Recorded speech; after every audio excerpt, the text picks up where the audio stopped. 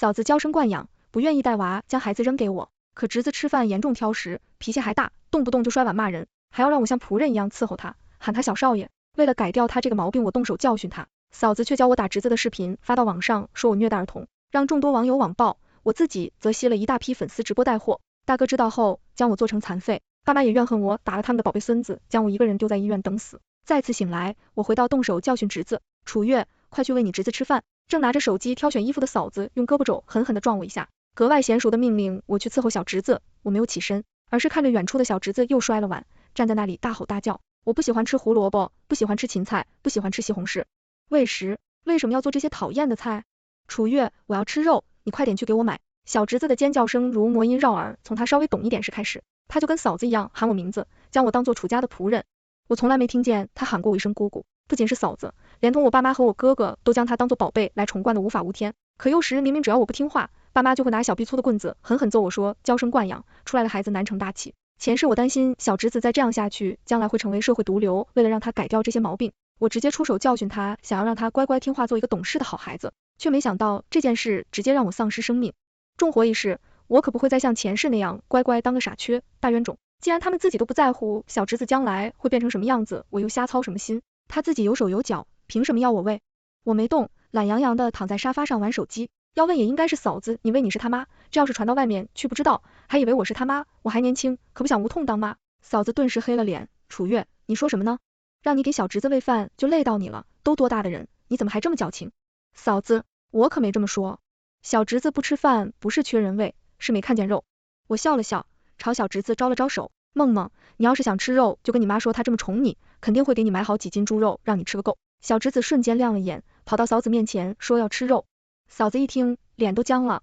她兜里的钱可准备好下午去做美甲的。梦梦听话，你小姑说肉吃多了对身体不好。小侄子立刻恶狠狠地剜了我一眼，哭嚎着将我妈闹了过来。我妈直接扯住我的头发，破口大骂，星号星号星号星号，你一天到晚的就知道欺负我的宝贝孙子，真是给你脸了。平日里给小侄子做的饭都是以素菜为主，怕他吃多了肉对身体不好，嫂子也不同意给小侄子多吃肉，一是舍不得花的钱都跑小侄子肚子里去了，二是他不喜欢肥头大耳的孩子，贤哥应人。所以我妈和小侄子闹的时候，嫂子都会将我推出来挡枪害，我被我妈打得浑身是伤。前世我体谅她远嫁在家里不容易，处处包庇维护她，可现在我可没另善心，将自己往死路上送。我没再像前世那样包庇嫂子，而是立刻解释，妈，我没说过这种话，小侄子喜欢吃就应该多吃点，这么小的年纪就该宠着，开心就好。我妈的脸色这才缓和过来，再敢欺负我的宝贝孙子，我就撕烂你的脸。原本还幸灾乐祸的嫂子，没想到我竟然会这么说，对上我妈的眼神瞬间心虚了，却又在收回视线的时候恶狠狠地瞪了我一眼。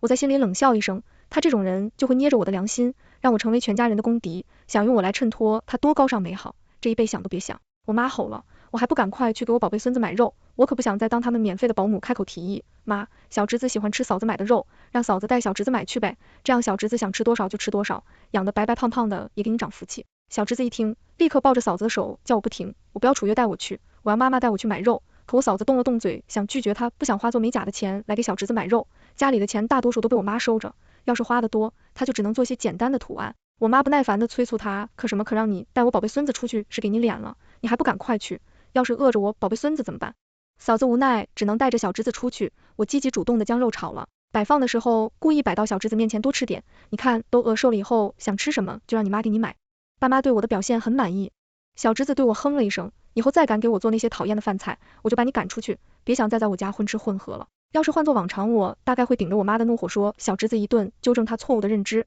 可现在我没生气，反而笑了笑，让小侄子吃得饱饱的。既然侄子挑食，那就让他只吃自己想吃的，脾气大了就任他发泄，刷碗砸桌子更是随意，反正又不是我花钱买的，怎么造我都不心疼。我再也不会愚蠢到在他无理取闹的时候，管他在嫂子眼里，生孩子就是用来讨好我妈和巩固地位的。平日里在手机上发发侄子的日常，营造一个好妈妈的人设。侄子闹脾气了，他也不敢管，怕我妈骂他，但他经常烦不胜烦，就故意怂恿我上，让我替他教训自己，又在网上说很爱自己的宝宝，不舍得伤害自己的孩子，更不舍得用暴力的方式来教养自己的孩子。现在大家都是新生时代的人了，不应该像老一辈子那样，孩子是用来宠的，不是用来骂的。嫂子营造很成功，前世我只不过是在侄子刷碗骂人的时候，在他屁股上打了几下，就被网上无脑的人咒骂，连祖宗18代都问候了一遍。我哥不知道听嫂子说什么了，不太乐意的说，我什么叫让你嫂子去买，你嫂子花的钱不是我的钱啊，别怂恿我儿子乱花钱，既然知道照顾你侄子，就该自己掏钱。嫂子转了，转眼珠接着说，楚月你哥干的都是苦工，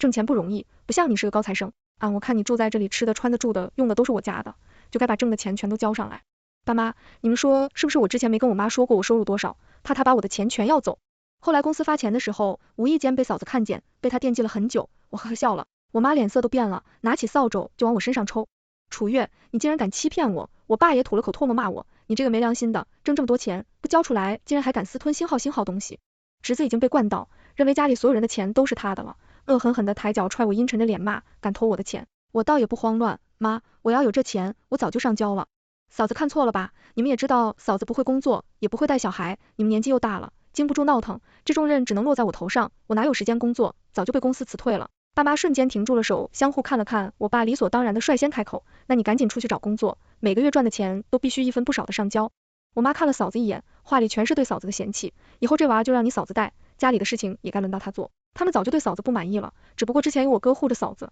嫂子又争气，生了又带爸，再加上家里所有事情都扔到我身上，出事了就找我撒气，这才放任嫂子在家里享清福。侄子也大声嚷嚷，奶奶就该让他滚出去，给我赚钱，整天就知道做我不吃的菜，他真是想害死我。我倒也没再生气，立刻笑眯眯的答应下来，生怕他们后悔了。好嫂子却傻眼了，她没想到事情会往这个方向发展，更没想到我竟然没再和爸妈作对，到头来搬石头砸自己脚，没办法，再母凭子贵，还要变成伺候人的老妈子。我妈瞪了嫂子一眼，口里喷墨，你什么？你怎么处？越出去赚钱了，没人伺候你了，还想让我们伺候你不成？嫂子被点穿脸色都变了，既羞耻又难看至极，扯了扯我哥的衣服，急躁的喊，建军，你说句话呀！我哥甩开他，这事就这么定了。嫂子委屈的在想说什么，我哥直接黑了脸，骂骂咧咧道，你别以为我不知道你拿着我的钱都干什么去了，整天就知道乱花。你知不知道老子挣钱有多累？楚月真是长大了，还知道给我分担一些。倒是你这个败家娘们，如果不是我妈将钱都收好了，钱早就被你败光了。嫂子气急败坏的瞪我，我笑呵呵的对着她，我连忙收拾东西出去找工作，当然不可能真的找工作，然后把我辛苦挣的钱全都上交给爸妈。除了晚上，我基本上都待在外面四处闲逛，只要爸妈一问我工作找的怎么样了，我就拿长时间没工作、专业不符等一系列理由搪塞过去，不用再在家里当免费保姆，说窝囊气简直爽死我了。倒是嫂子每次大晚上回来，我都能看见我妈吼着嗓子教训她，说她连干活都干不好，伺候不好宝贝孙子就算了，竟然还敢对她宝贝孙子撒气。不过几天，嫂子整个人就憔悴了许多，精心护理的皮肤也都粗糙了。嫂子每次见我，眼里都含着怨气，恨不得将我生吞活剥了。我全当没看见，美滋滋的回屋睡觉。等天一亮，我就假装努力找工作，讨了舒坦日子。过了几天，我妈的一通电话让我知道，嫂子已经忍不住报复我了。死丫头片子，你死哪去了？赶紧给我滚来了！要是让我孙子有个好歹，我弄死你！刚赶到医院，我妈就想抓着我的头发扇，我对我提前预判，躲过去了。我装作什么都不知道，看向躺在病床上的侄子，担忧的问妈发生什么事了？梦梦怎么住院了？我妈凶着脸扯着嗓子骂死丫头，你还敢提我宝贝孙子？要不是你给我宝贝孙子吃垃圾食品，梦梦她怎么可能会昏迷休克？都是你害了我孙子，我怎么就生了你这么个蛇蝎心肠的女儿？我当初就该掐死你！我爸也恼火，他这人最是重男轻女，认为男子就是上帝，手里抓着凳子要往我身上砸，看着我的眼神，恨不得现在就弄死我给他孙子偿命。要是我孙子有个好歹，老子把你腿打断！我哥也气急败坏，只有嫂子坐在旁边，眼里藏不住笑意。而不远处的角落里架着一个正在直播的手机，弹幕里全都是对我的咒骂。其他病床上的病人和家属也都纷纷骂我是个恶毒的白眼狼。门口看热闹的人越来越多，护士匆匆赶来，想要制止，却根本挤不进来。我妈有了刚才的教训，特意扯着我，我哥也站在身侧围着我，让我一时没躲过去，对我爸扔的凳子砸到痛的我直冒冷汗，大声解释这件事不是我干的。楚月，我知道你记恨梦梦以前使唤你，还老是嫌弃梦梦挑食给你甩脸子，可你不能为了报复梦梦。嫂子一脸痛心的说，你之前说梦梦想吃什么就吃什么的时候，我就觉得奇怪，你怎么一下子这么宠梦梦啊？原来是你想要报复梦梦，可怜我的，还没享受又遭罪了。他瞥了眼床上的侄子，侄子立刻指着我骂，就是他干的，星号星号。我将他的小动作看在眼里，心中冷笑，他会装，我就不会装了吗？我立刻哭了出来。爸妈，我知道男人上来就该被女人伺候的，为了能够早日找到工作，好上交钱，让你们改善生活，让我哥轻松一点。我每天都早出晚归，舔着脸上门求工作，哪有时间给梦梦买垃圾食品吃？我知道嫂子不喜欢我，明明之前家里都是我在干活，她只管舒舒服服的躺在家里就行了。现在我为了大家好过点出去找工作，没办法再照顾你们，这重担都落在嫂子身上，让她一时之间接受不了，那也不能平白无故就冤枉我呀。嫂子愣住了，很快又反应过来，你胡说什么？我可没有冤枉你。再怎么说，梦梦也是我身上掉下来的一块肉，说我的亲儿子，我怎么可能为了冤枉你伤害我儿子？我妈满眼都是她的宝贝，大孙子自然是无脑向着嫂子的。楚月，你这贱丫头害了我孙子还不够。眼看嫂子嘴角的得意快要压不住了，我忽然开口，我有证据证明我的清白，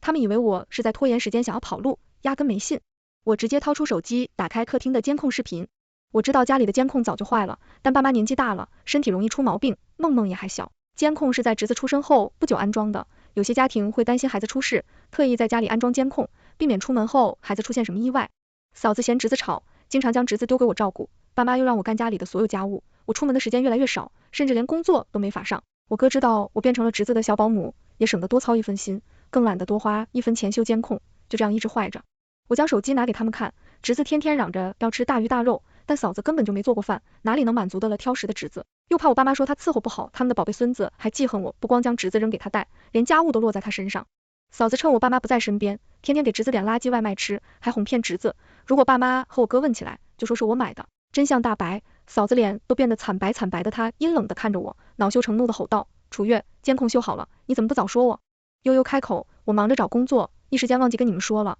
谁想到你会干出这种事情来啊，不早说不就是防着你吗？我妈立刻变了，脸上前抓着嫂子的头发啪啪抽她脸，疯婆子一样殴打好你个白巧，竟然毒害我宝贝孙子。嫂子被拽得头皮疼痛，脸都狰狞了，还死鸭子嘴硬，哎呀疼妈，我没有，一定是楚月在冤枉我，我爸的老脸都被他丢光了，又黑又白的感情闹了一顿，是他们的好媳妇搞的事。我哥和我爸一样，把脸面看得很中听的反转后，周围人对他们的妈妈声都不说话了。我掀起眼皮瞧了瞧大家的反应，又加大了马力胡编乱造。我刚才好不容易快要面试成功，一家大公司一个月能够2万，可 HR 一听见我害了自己的亲侄子，立刻让我滚了。我哥突然开口，直勾勾的看着我，你说什么？一个月2万，爸妈也都愣住了，毕竟我哥辛辛苦苦一个月才不到5000的收入，而我张口一边就是2万，他们心里可疼着呢，一个电话就毁了他们的2万块钱。我妈气得一口气差点没提上来，两眼昏花，扯着嫂子打得更凶了，你这个败家的星号，害我宝贝孙子住院，教他说谎，现在又陷害我女儿不成，竟然还害他丢了饭碗。我跟我爸这下实在是忍不住了，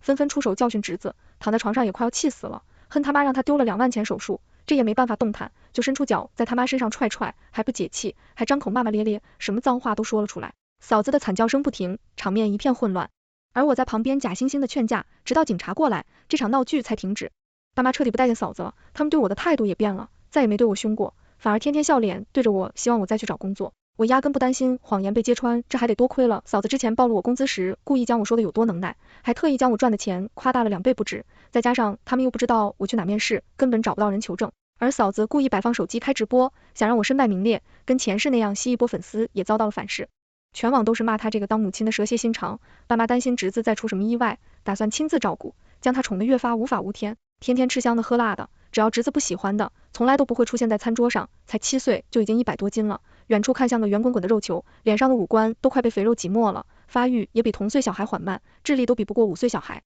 而嫂子这几天被折磨的肉眼憔悴了，皮肤也变得蜡黄，手上磨的全是茧子，粗糙难看。家里的护肤品化妆品也都被我妈扔了，她恨极了侄子，看着胖成一团的侄子，快嫌弃死了。我哥也有点受不了，实在是太胖了。跟侄子出门的时候，别人都笑话他，但爸妈可宝贝的不行，能吃是福。而且我宝贝孙子将来可是要当大人物的，只有星号的下层人士才会天天吃草。如果不是我们小时候家境不允许，我们也天天吃肉。我哥也只好认了家里的钱，基本上全都拿来给侄子吃肉了。我哥有点承受不住，开始催我问我有没有找到工作，爸妈也不停打电话问我情况，不知道该出手了，特意去商场买了侄子喜欢的玩具，又各自给爸妈和哥买了保健品。侄子一见到我手里的东西喊也不喊我，更别说谢谢了，理所当然的从我手上把东西抢走，又阴着脸对我说，以后再敢浪费我的钱，我就打死你我妈。嘴里嫌弃着，手里直接破开了，我买的东西有钱了，买什么东西还不快点，把钱都交上来。我乖乖将我身上的几百块钱交出来。妈，我最近接触了一个新工作，